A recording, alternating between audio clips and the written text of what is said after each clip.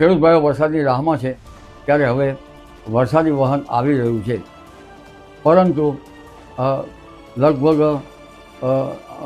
આ વરસાદ છે 20મી જુલાઈ પછીનું તેનું વરસાદી પાણી સારું ગણાય છે.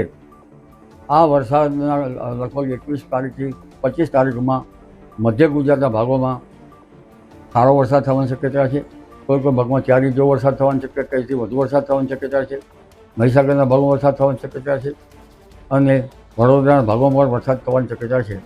અમદાવાદના ભાગોમાં પણ ભારે વરસાદી ઝાપટા પડી શકવાની શક્યતા છે. ગાંધીનગરના ભાગોમાં પણ ભારે વરસાદી ઝાપટા પડી શકવાની શક્યતા છે. આ ઉપરાંત ઉત્તર ગુજરાતના ભાગોમાં હળવાથી માંડીને 2 કે 3 ઇંચ કે તેથી વધુ વરસાદ થવાની શક્યતા છે. સાબરકાંઠા અરવલ્લીના ભાગોમાં પણ વરસાદ થવાની શક્યતા છે.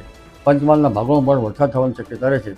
આ ઉપરાંત ઉત્તર સૌરાષ્ટ્રના ભાગોમાં પણ સારો વરસાદ થવાની શક્યતા છે. તારીખ 30 જુલાઈ સુધીમાં દક્ષિણ ગુજરાતના ભાગોમાં ભારેથી અતિ ભારે વરસાદ થવાની શક્યતા રહે છે. નાની નદીઓમાં હળવા પૂર આવવાની શક્યતા રહે. દક્ષિણ સૌરાષ્ટ્રના ભાગોમાં પણ કેટલા ભાગોમાં ભારે વરસાદ થવાની શક્યતા રહેશે. આ ઉપરાંત દ્વારકાના ભાગોમાં વધુ વરસાદ થવાની શક્યતા રહેશે. પોરબંદરના ભાગોમાં વધુ વરસાદ થવાની શક્યતા રહેશે. જામનગરના ભાગોમાં હળવા ભારે વરસાદી ઝાપટા પડવાની શક્યતા રહેશે. એટલે વરસાદની જરૂર છે, પણ આ વરસાદી વહન થોડુંક ઉત્તર ભારત તરફ જવાની શક્યતા રહે છે. જો તેનો માર્ગ સડસડાટ ગુજરાત તરફ આવે તો વધુ વરસાદ પણ થઈ શકે છે. આ આગાહી અમે જે માને તેમના માટે કરેલ છે, જે ન માને તેના માટે કંઈ નહીં. આ આગાહી અમે દાવાદોરી અમારા પર થાય તેના માટે અમે બંધાયેલા નથી, કારણ કે અમે શુભ આશયથી કરીએ છીએ અને જેને માનવી હોય માને, ન માનવી તેને ન માને, કારણ કે આ આગાહીથી કોઈ નુકસાનીના વળતર માટે અમે જવાબદાર નથી. હમણાં પવન ફૂંકાઈ રહ્યો છે, ખેડૂતો વરસાદની રાહમાં છે, પરંતુ તારીખ 13, 14, 15, 16માં વરસાદી ઝાપટા પડવાની શક્યતા રહેશે. હવામાનમાં પલટો આવવાની શક્યતા રહેશે. આ ઝાપટા લોકલ સિસ્ટમના કારણે જુદા જુદા ભાગોમાં થવાની શક્યતા રહેશે. એટલે વરસાદી વહનમાં હજુ આવવાની તો વાર છે, પરંતુ ઉત્તર ગુજરાતના ભાગો અને મધ્ય ગુજરાતના ભાગોમાં પણ વરસાદી ઝાપટા પડવાની શક્યતા રહેશે. આ ઉપરાંત લગભગ 17-18 તારીખમાં બંગાળ ઉપસાગરમાં બીજી એક સિસ્ટમ બની રહી છે, ત્યાંની અસર પણ પૂર્વ ગુજરાતના ભાગોમાં, મધ્ય ગુજરાતના ભાગોમાં, અમદાવાદ, ગાંધીનગરના ભાગોમાં પણ થવાની શક્યતા રહેશે. અને લગભગ દક્ષિણ ગુજરાતના ભાગોમાં પણ અસર થવાની શક્યતા છે. તારીખ 17થી 23માં આ સિસ્ટમની અસર ખાસ કરી તો 18થી 23માં કે 20થી 23માં થવાની શક્યતા રહેશે. જેમાં દક્ષિણ ગુજરાતના ભાગોમાં ભારેથી અતિ ભારે વરસાદ થવાની શક્યતા રહેશે.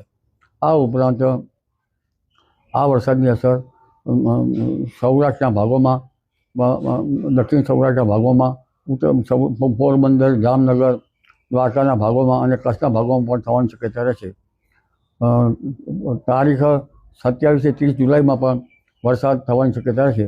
જેમાં સૌરાષ્ટ્રના ભાગો, દક્ષિણ ગુજરાતના ભાગો, પૂર્વ ગુજરાતના ભાગો, લગભગ મધ્ય ગુજરાતના ભાગો, વડોદરાના ભાગો તેમજ અમદાવાદના ભાગો, આ ઉપરાંત પંચમહાલના ભાગોમાં વરસાદ થવાની શક્યતા છે.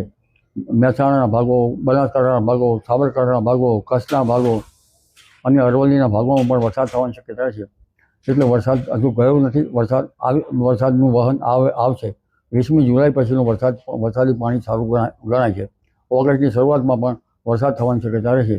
વરસાદ મોટા ફોરાનો થવાની શક્યતા રહેશે. જી ખેડૂત ભાઈઓ જ્યારે વરસાદની રાહમાં છે ત્યારે જોવા જઈએ તો એક મજબૂત વરસાદી વહન તારીખ 22મી જુલાઈ આસપાસ બની રહ્યું છે, જે ગુજરાતમાં આવતા ઉત્તર ગુજરાતના ભાગો, મધ્ય ગુજરાતના ભાગો અને કચ્છના ભાગોમાં પણ વરસાદ થવાની શક્યતા રહેશે.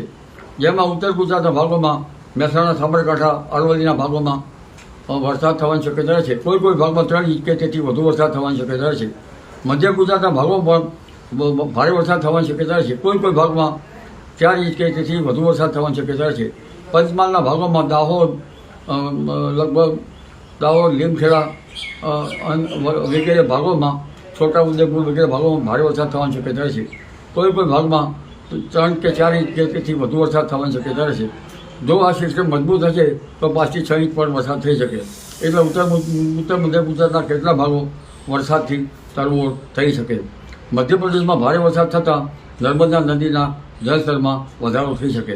સાબરમતી નદીમાં પણ પાણીનો આવરો આવવાની શક્યતા રહે. આ ઉપરાંત પશ્ચિમ સૌરાષ્ટ્રના ભાગોમાં, દ્વારકાના ભાગો, પોરબંદરના ભાગોમાં પણ લગભગ 3 ઇંચ કે તેથી વધુ વરસાદની ધારણા રહે. આ ઉપરાંત જામનગરના ભાગોમાં પણ હળવા ભારે વરસાદની શક્યતા રહે. આ ઉપરાંત ઉત્તર સૌરાષ્ટ્રના ભાગોમાં, રાજકોટના ભાગો, સુરેન્દ્રનગરના ભાગો અને મોરબીના ભાગોમાં પણ વરસાદની શક્યતા રહે. ત્યાં પણ કોઈ હળવા ભારે વરસાદની ઝાપટામાં પડી શકે. આ ઉપરાંત ચોટીલાના ભાગોમાં પણ વરસાદની શક્યતા રહે.